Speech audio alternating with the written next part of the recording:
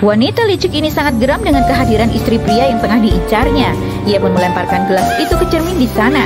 Sementara Kanika yang sangat kecewa bergegas membereskan pakaiannya, di mana David mencoba membujuknya. Namun Kanika yang kecewa tampak menangis karena tak terima David telah berselingkuh. Ia sangat murka. David pun mengatakan alasannya mengapa ia melakukan hal itu. Ia sangat kesepian. Kanika pun berkata jika ia tak pernah tidur dengan Stephen. Namun ia tak menampik saat David mengatakan jika ia ingin. Dan balik bertanya apakah karena hal tersebut David mengkhianatinya. David pun mengatakan jika ia sangat terluka. Keduanya tampak menangis dengan apa yang terjadi di antara mereka, di mana Kanika pun merasa kecewa dengan keputusasaan David karena kegagalannya beberapa tahun yang lalu hingga membuatnya menjadi sosok yang asing, hingga keduanya pun kembali bertengkar. Kanika pun menangis dan bertanya kapan suaminya tersebut akan mengakui bahwa ia salah dan egois, membuat David terdiam. Lalu David pun meminta maaf pada wanita yang sangat dicintainya itu.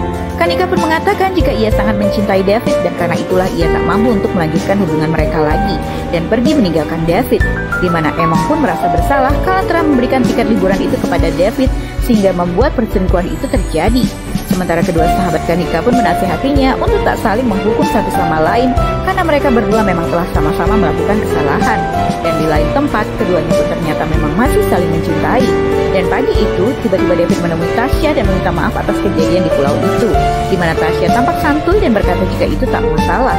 David pun tampak lega dan berkata jika ia memilih untuk memperbaiki pernikahannya karena masih mencintai istrinya. Tasya pun berkata jika ia juga telah berbaikan dengan suaminya dan berkata jika mereka berdua masih bisa berteman, lalu memeluk David. Dan hari itu, Kanika pun mampir ke rumah orang tuanya yang saat itu tengah bertengkar. Saat duduk berdua, ayahnya pun berkata jika ia dan ibunya sudah biasa dengan pertengkaran. Namun itulah mereka. Namun setelahnya mereka akan kembali perbaikan. Lalu tanpa disangka, sang ayah pun menasihati putri kesayangan tersebut karena ia tahu jika putrinya sedang bertengkar dengan menantunya, membuat Kanika terpaku mendengarkan ucapan sang ayah. Saat terbangun, David pun mendengar suara pintu diketuk.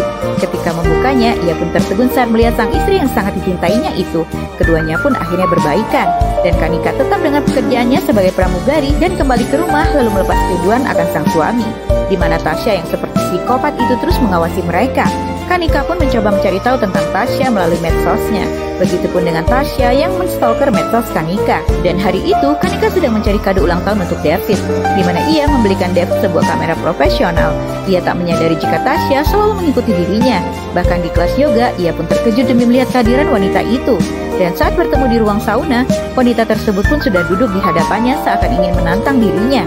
Kanika pun berusaha tak peduli, namun Tasya mencoba mengusiknya dan terus mencoba merusak suasana hati Kanika. Namun Kanika berkata jika hubungan wanita di depannya itu dengan suaminya saat di pulau hanya sekedar nafsu belaka. Namun Tasya menantangnya dan bertanya apa yang akan dilakukan Kanika jika ia menolaknya.